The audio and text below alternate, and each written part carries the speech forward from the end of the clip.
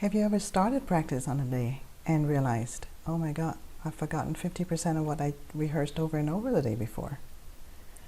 Well, research in cognitive science, especially on memory, can help us learn how our brain absorbs information. And here's Professor Bjork from UCLA. So spacing of practice and the so-called spacing effect, which actually goes back across our entire history of controlled experimentation on human memory, because Ebbinghaus in 1885 did what's usually considered the first systematic research, empirical research on human memory.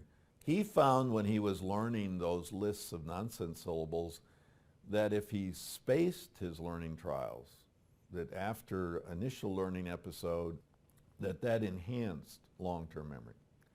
Since that time, this has been illustrated in work with animals, humans, procedures, factual knowledge. The spacing effect can sometimes be very, very robust. But wait a minute, sometimes I study last minute and I'm doing fine on the exam. If you stay up all night, study, cram, whatever, and walk into the exam, you can actually perform pretty well on that exam. But the problem is, not too long after that, this mass practice will lead to almost, very poor retention. So for long-term retention, it's better to space out. Not only is it better to cut out our practice periods into shorter chunks throughout the day if possible, because our brain gets tired, but it's also perhaps better to cut off repetitions itself. I've had many students who repeat constantly without stopping. So for example,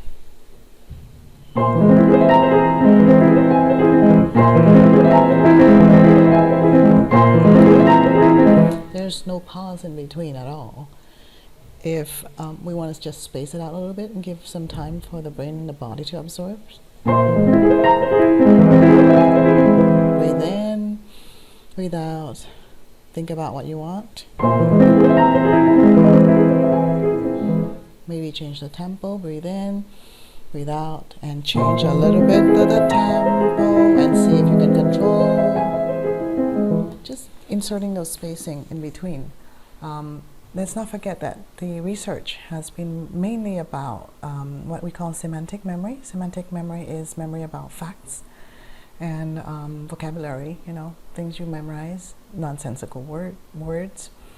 But playing an instrument is more than that. It's procedural. It's about procedure. It's about moving the body. And it's also episodic memory, which is memory about an episode in your life. There are certain episodes in your past that you remember very vividly, even the scent or the taste or the people who were there, the colors, the motion. So things are all tied up together. But I elaborate more on that in my published article with American Music Teacher. That article is on my website. It is possible to space too much, and in some ways that's just intuitive. If I let extraordinary time go by between when I first study something and now I restudy it, it'll be almost like that restudy is the first one. I mean, not to a surprising extent, you can have a very, very long spacing, but there is an optimum.